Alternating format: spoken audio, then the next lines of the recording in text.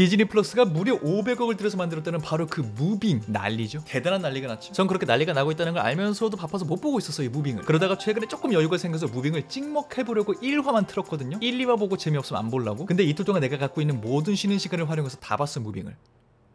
나는 왜 어쩌다가 이렇게까지 무빙에 빠져들게 되었는가. 무빙이 난리가 났다고 하는데 이거를 봐야 되나 말아야 되나? 왜 보는 거지? 뭐가 재밌다는 거지? 확실한 영업 포인트를 좀 알고 싶으신 분들, 여러분을 위해 준비한 스포일러 없는 무빙 주접 영상 바로 시작합니다. 반갑습니다. 이순국입니다. 할 말이 많으니까 빠르게 무빙 본론으로 들어가도록 하죠. 이거는 뭐 제가 보통 하는 스포일러 있는 리뷰처럼 막 총점, 좋았던 점, 아쉬웠던 점 이렇게 나누지 않을 거예요. 그냥 좋은 점, 철저히 개인적인 기호가 반영된 주접 영상이라는 거 감안하고 보시고요. 일단 무빙 좋은 이유가 여러 가지가 있거든요. 캐스팅부터 간단하게 말을 해보자면 대단해요. 이 캐스팅이 대단하다는 게 라인업이 엄청나다 라는 개념이 아니에요. 라인업 화려해요. 그런데 화려함에 집중하면 안 돼요. 화려함을 보여주려고 한 캐스팅이 아니에요. 작품을 보다 보면은 이 배우 이걸로 인지도 많이 생기겠는데? 야 이거 되게 잘 어울리는데 캐릭터랑?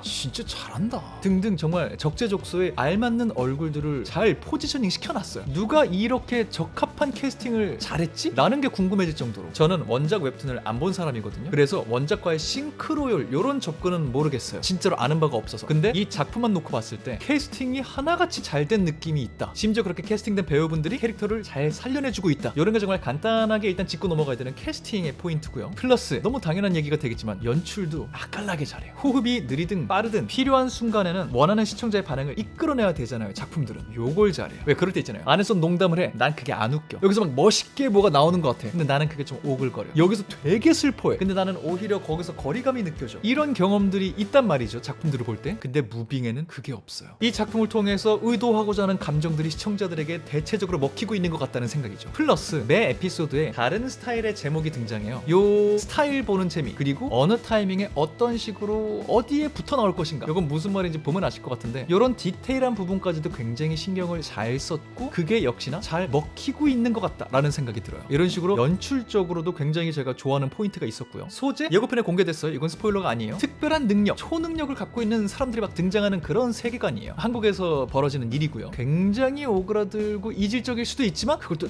잘 녹여내고 있다. 이 사회와 이 문화와 이 영상들이 이렇게 간단하게만 짚어도 개인적으로 취향 저격되는 포인트가 많아요. 그런데 정말 중요한 거, 제가 개인적으로 강하게 취향 저격을 당한 포인트, 대본의 힘, 스토리텔링의 힘 엄청나다. 대본 좋아요. 진짜 좋아요. 간단한 예를 들어보자면 떡밥이라는 요소가 있죠. 앞에 뭔가 의미심장하게 보여주거나 뭔가 툭 던져놓고서 뒤에 가서 회수하는, 그게 그 말이었구나, 그래서 그거 보여준 거구나, 와 이거 놓치고 지나가는데 요런 거 있었지. 요거 하나로만 봐도 굉장히 잘합니다. 당연히 다른 작품들이 하는 것처럼 의미심장하게 보여주는 장면들이 있어요. 야 저렇게 보여주는 거 보니까 나중에 뭔가 있겠구나, 저 사람 왜 자꾸 나오지? 저 사람을 저런 식으로 보여주는 거 보니까 뭔가 하겠구나, 있어요. 그런데 그 의미심장한 장면들 속에서 그냥 그런갑다 하고 지나가는 대사와 장면들도 당연히 있거든요. 근데 이게 기가 막히게 연결이 됩니다. 나중에 나오는 대사와 설정들과 함께. 그게 떡밥이었던 거예요. 근데 이렇게 연결되는 떡밥들이 어떤 거는 실제로 작품에 굉장히 큰 변화를 가져올 수도 있는 거고, 어떤 거는 이야기의 흐름 자체에 뭘 가져오진 않아요. 근데 캐릭터와 이 설정들과 세계관에 더 몰입하는데 도움이 돼요. 이때 놀라운 건 이게 떡밥 회수라는 걸 내가 갑자기 깨달아요. 분명히 앞에 지나갈 때 그냥 그런갑다라고 지나간 대사나 장면 뭐 이런 거였단 말이에요. 내 머릿속에 거기 크게 집중하지 않았어. 근데 이 후반부에 떡밥 회수가 될 때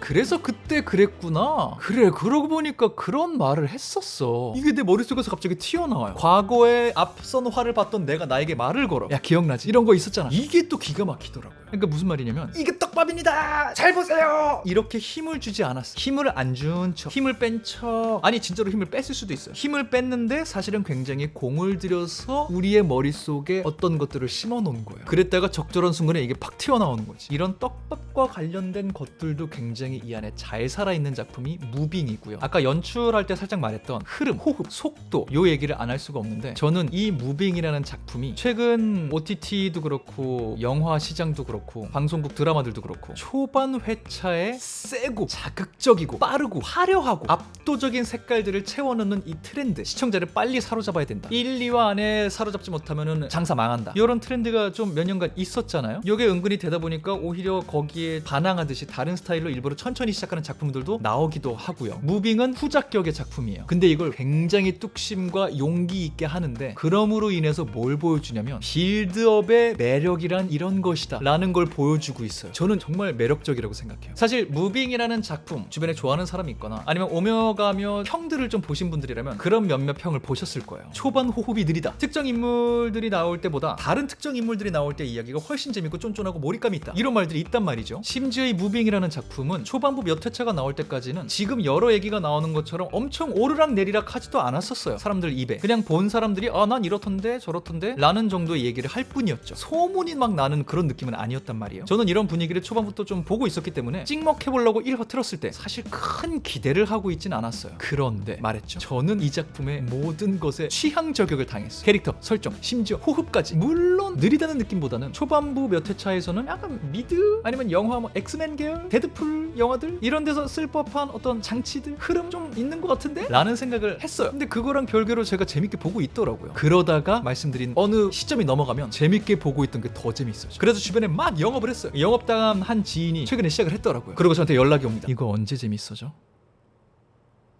그때 또 느꼈죠.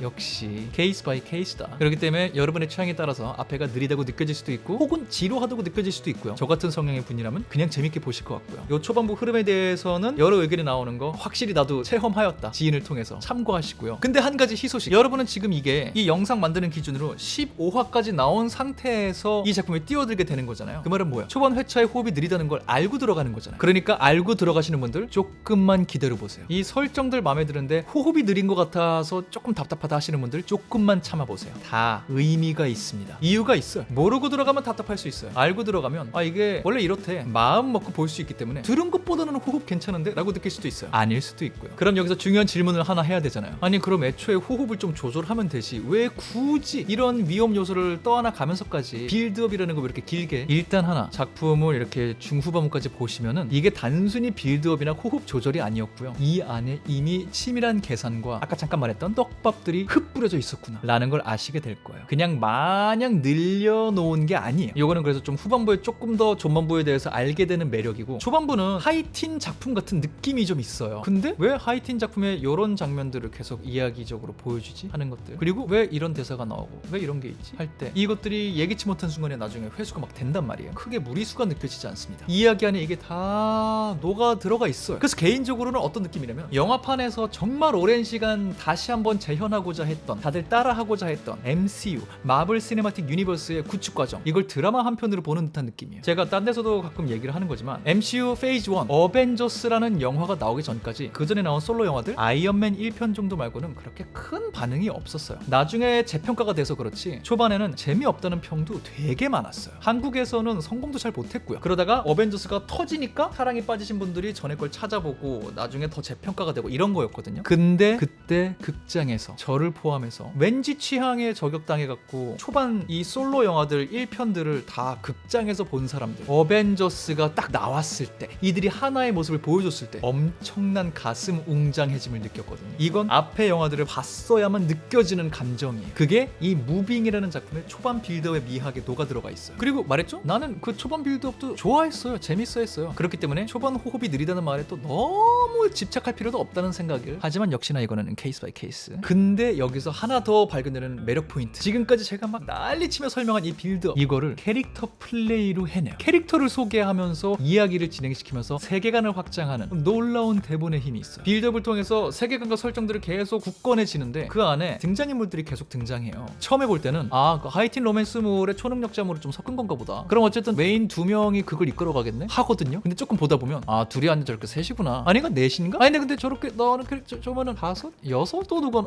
계속 캐릭터들이 등장해요. 그러면서 이야기를 들려줄 거라는 기대를 갖고 작품을 틀었는데 매 에피소드마다 그 에피소드를 이끌고 가는 캐릭터, 비중 많은 캐릭터가 바뀌어요. 뭐 어떤 캐릭터 얘기는 회차에 이어지면서 진행되기도 하는데 기본적으로는 각 에피소드가 주목하는 캐릭터들이 있다는 거죠. 이게 기존의 캐릭터에 주목하는 거일 수도 있고 새 캐릭터의 등장을 통해서 새로운 주목을 만들어내는 거일 수도 있어요. 주인공과 함께 등장하는 조연들이라는 느낌의 사연이 아니라 아예 한 에피소드의 메인격으로 이들을 자꾸 활용해주니까 주 조연의 개념이 크게 없어요. 모두가 주인공이. 그 말은 또 뭐예요? 여러분 머릿속에 이들 모두가 주인공이기 때문에 여러분도 모르는 사이 이 모든 캐릭터들에게 애정이 축적됩니다. 왜냐면 내가 시간을 들여서 이 캐릭터들이 살아온 이야기, 이들이 느끼는 심리 상태, 상처, 희망, 정말 흔히 말하는 그들의 서사, 개별 캐릭터의 서사에 대한 이해도가 되게 올라가요. 근데 이렇게 캐릭터들의 이야기를 들려주면서 전체 이야기가 같이 굴러가고 있다는 거죠. 대단하게도 쟤는 저런 애였구나, 저런 사연이 있었구나, 이거의 연속이 몇 번 되는데 그걸 설명하면서 그들의 교집합들이 막 있잖아요. 그 보다 보면 진짜로 큰 세계가 자꾸 들어와 머릿속에. 그리고 이야기 자체도 더 확장이 되고요. 심지어 아까 말했듯이 캐릭터들에 대한 애정도와 이해도가 올라갈 수밖에 없다 그랬잖아요. 이건 이 빌드업 과정에서도 그렇고 완전히 탄력이 받아서 달려갈 때도 그렇고 계속적으로 활용되는 스토리텔링 방식이에요. 이게 어떤 장점이 있냐면, 또 돌아가서 쉽게 떡밥이라고도 말할 수 있는데, 캐릭터가 중후반부 에피소드에서 어떤 행동을 해요. 혹은 뭐 초능력자니까 능력을 사용할 수도 있겠죠. 근데 그걸 되게 쿨하게 가져갈 수 있게 돼요. 어떤 능력자가 어떤 행동을 하고서 했어. 시청자는 바로 이게 어떤 상황인지 이해할 수 있어요. 왜? 그 캐릭터도 앞서서 조명되었던 주인공 중에 하나니까. 등장하는 얘기로는 조연같이 보이는데 그 조연의 이야기를 한 에피소드를 통해서 제대로 보여줬기 때문에 얘가 하는 행동과 표정 변화가 우리한테 읽혀요. 그걸 시청자들에게 친절하게 다 설명해주기 위해서 회상씬을 등장시키고, 아니면 그가 머릿속으로 어떤 생각을 했는지, 뭘 느꼈는지 따로 보여줄 필요가 없어. 이미 다 알고 있으니까. 그래서 이 빌드업 시기가 지나고 탄력받기 시작하면 그때부터 그냥 달려나가는 거예요, 이야기가. 여러 면에서 이 캐릭터들 하나하나를 조명해주는 방식으로 빌드업도 해내고 이야기도 진행시키고 세계관을 확장하는 거, 놀랍다. 지금도 놀랍다. 정말 이게 무슨 소리인지 보시면 이해하실 거예요. 근데 그럼 또 여기서 이런 중요한 질문을 할 수 있죠. 아니, 아까부터 계속 빌드업 구간이 있고 달려가는 구간이 있다고 하는데 달려가는 구간을 앞에 좀 배치했으면 됐잖아. 타당한 질문이에요. 저도 이 부분을 생각을 잠깐 해봤어요. 그런데 요게 달라져요. 이 탄력을 받는 부분, 이야기 이해하는 걸로 봤을 때는 이 이야기가 앞에 나와도 큰 무리는 없어요. 이 빌드업 페이지보다 먼저 이야기가 이게 진행돼도 이해하는데 무리가 되진 않거든요. 그런데 그렇게 되면 이 작품의 매력이 떨어져요. 편의상 이 초반 빌드업 구간 회차들을 A, 그 다음을 B라고 해볼게요. A는 빌드업이기 때문에 계속 호기심을 동하게 하고 설정들도 흥미롭게 소개를 해줘요. B 구간은 몰입이 될 수밖에 없는 이야기가 나오지만 여기에 사실 등장하는 설정 자체는, 그리고 예상되는 이야기의 큰 흐름 자체는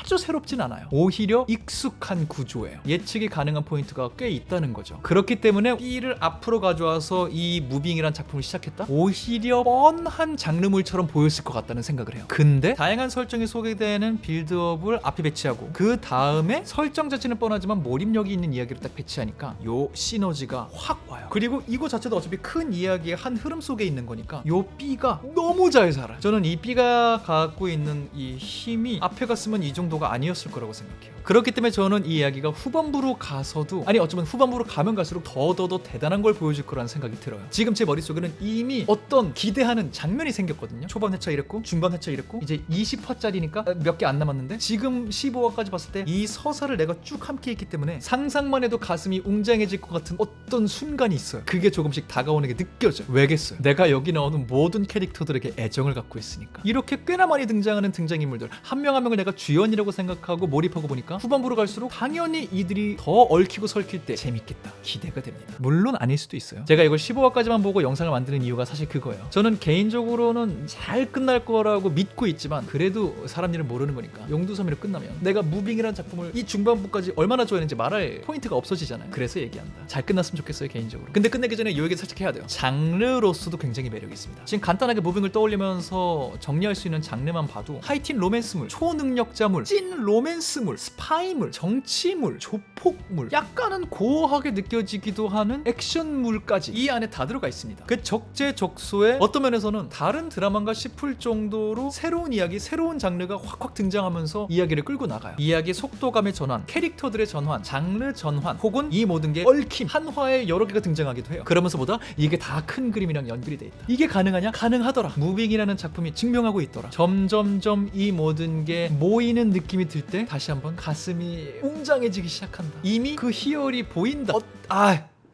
그만 말할게요. 사실 지금 되게 두서없이 말했거든요. 좀 정리를 메모장에 하고 말을 하고 있음에도 불구하고 정리를 잘 못하겠어요. 왜냐면 아직 완결이 안 났고 내가 한참 빠져있기 때문에 냉철하게 말하기가 어렵더라고요. 그래서 뭐 알아들으신 분은 알아서 알아들으셨으리라 믿고, 최근에 편집자님의 도움을 좀 받고 있거든요. 지금 제일 걱정되는 건 편집자님의 머리 상태.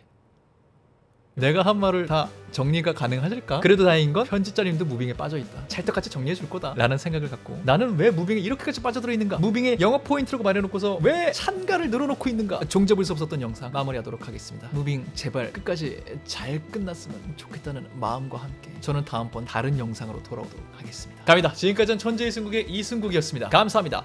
바이바이.